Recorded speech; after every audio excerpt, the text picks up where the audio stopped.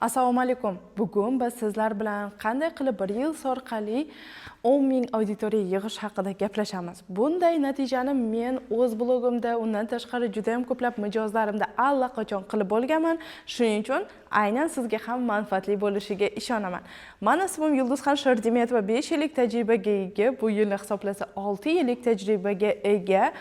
SMM bo'yicha, kontent bo'yicha mutaxassisman, ekspertman. Hozirgi kunda menda bizneslarim bor. Aynan 4 ta biznesga asos solgan tadbirkor ayolman. Shu biznesgacha men SMMda ishlaganim uchun, undan tashqari mobilografiyada ko'plab mijozlar bilan ishlab, yiqqan barcha tajribamni mana shu videoda sizlar bilan bo'lishmoqchiman va nima uchun aynan Reels orqali auditoriya yig'ishingiz kerak. Auditoriya yig'ish uchun, 10 mingta auditoriya yig'ish uchun qanday qadamlarni amalga oshirishingiz kerak? Shular haqida gaplashamiz. Xo'p, birinchi qadam bu albatta Reelsda siz qaysi formatni qo'llashingiz kerakligini bilib olishingiz kerak. Sizda bo'lishi mumkin bu shaxsiy profil, bu biznes blog bo'lishi mumkin, balki ekspertlik blog bo'lishi mumkin, farqi yo'q. Lekin siz albatta qaysi format sizga to'g'ri kelishi, sizni xarizmangizga, ko'rinishingizga, ovozingizga, hattoki o'zingizni tutishingiz, xarakteringizga tushadigan formatni tanlashingizni maslahat beraman. Chunki Reels bu shunchaki omad bilan prosmotr yig'ilib qoladigan algoritm emas. Unda hamma narsa inobatga olinishi lozim. Ana o'shandagina siz o'z blogingizda tezroq prosmotr olishingiz va bu orqali auditoriya yig'ishingiz oson bo'ladi. Misol uchun aytishim mumkin, psixolog blogi bo'ladigan bo'lsa, psixologiyada ham turli xildagi formatlarni qo'llash mumkin. Birinchisi, men o'zim juda ham yaxshi ko'radiganim bu solishtiruv metodi. Ya'ni siz ikkita videoda o'zingiz yoki yana qaysidir insonni qo'yib turib, solishtiruv asosida video qo'yishingiz mumkin. Bu ham format hisoblanadi, ya'ni solishtiruv metod yo'nalishidagi format Reelsda. Yoki bo'lmasam biznes bo'lishi mumkin. Biznesda eng zo'r ishlaydigan formatlarning bittasi, men o'zim ham yaxshi ko'radigan bu jarayon, ya'ni har qanday jarayon bo'lishi mumkin. Kiyimni tayyorlash bo'ladimi, raspakovka bo'ladimi yoki qandaydir mijozga mahsulotni yuborish jarayoni bo'ladimi, farqi yo'q. Aynan siz o'sha jarayonni ko'rsatib turib ham biznesingizda juda ham zo'r natijaga erishishingiz va bu orqali prosmotrga ega bo'lishingiz mumkin. Meni misol uchun o'quvchim bu haqida o'zimni Instagramimda ham aytganman, Natural Lux profili. Bu profilda epoksidniy smoladan juda ham ko'plab har xil gullar nimalar chiqarishadi, kompozitsiyalar chiqaradilar. Va Feruza opa menga kelganida umuman nol bo'lgan bilimlari, ya'ni Instagram bo'yicha, blog yuritish bo'yicha qanday qilib Reels ishlaydi, Reels orqali qanday auditoriya yig'ish mumkin degan narsalarni umuman tushunmaganlar. Lekin aynan men sizga aytayotgan jarayonni video qilish natijasida ular bitta videoni o'zidan 10 ming auditoriya yig'di. Ya'ni hozirgi kunda uning auditoriyasi 20 mingdan oshib ketdi. Shunga qaramasdan bitta videoni o'zi 1 million 400 prosmotr va maqsadli 10 mingdan ortiq auditoriya unga olib keldi. Mana men aytib turgan narsa aynan shu. Balki agar sizga mana shu format to'g'ri keladigan bo'lsa, siz ham buni biznesingizda qo'llab, mana shunday natijaga erishishingiz mumkin. Demak, ikkinchi qadam haqida gaplashamiz. Ikkinchi qadam bu doimiylik. Ko'pchilik Reelsda boshida prosmotr olmasa xafa bo'ladi. Misol uchun, menda o'xshamayapti, menda bo'lmayapti, menda natija bo'lmayapti. Men necha paytdan beri Reels solaman yoki o'zim ikkita video so'voladi-da, menda natija bo'lmayapti deb xafa bo'ladi.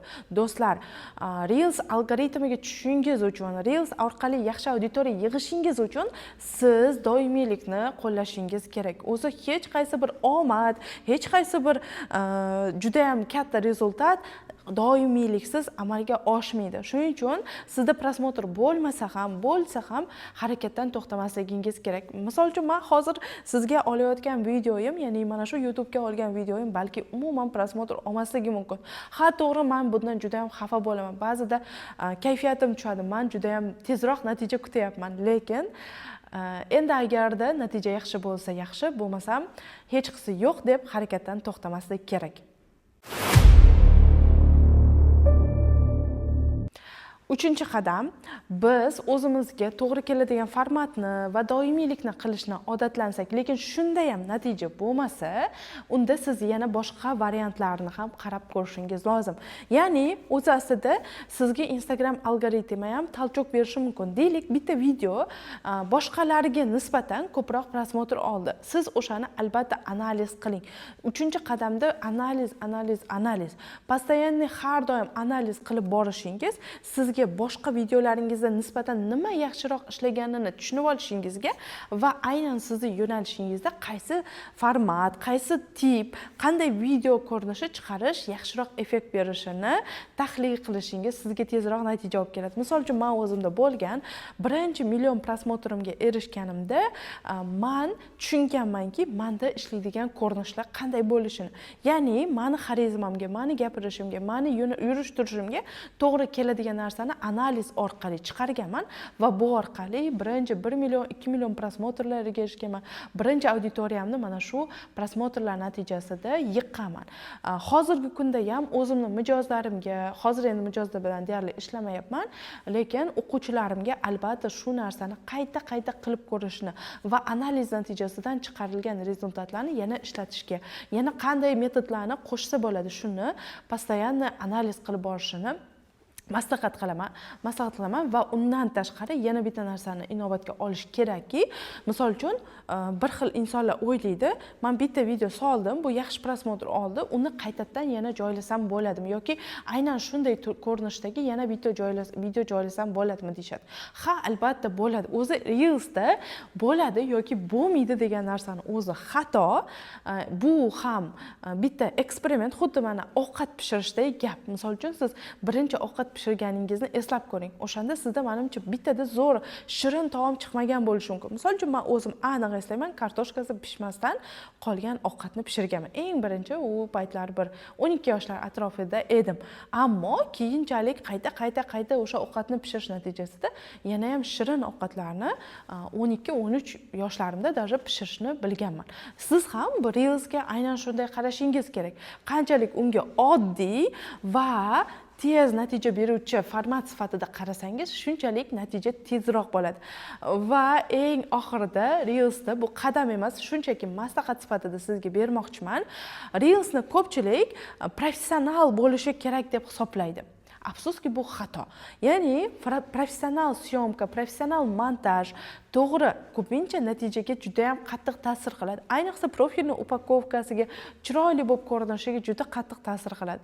Lekin afsuski, professional bo'lmagan videolar, juda ham oddiy, jonli olingan videolar yoki shunchaki farzandingizni syomkaga olgan videoingiz yoki shunchaki turmush o'rtog'ingiz bilan gaplashib o'tirgan oddiy videoingiz ham yaxshi prosmotr olib ketishi mumkin. Ya'ni hayotdan ideal yasashga harakat qilmang.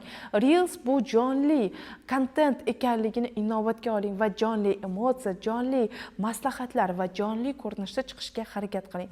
Misol uchun, men o'zimda ham bor bunaqa qoliplar deylik, professional bo'lish kerak, hammasi yaxshi bo'lish kerak, hammasi ideal bo'lish kerak degan narsalar tushuncha menda ham o'tirib qolgan miyamga, lekin iloji boricha bu baryerni buzishga va qanday bo'lsa shunday ko'rinishda video olishga harakat qilaman.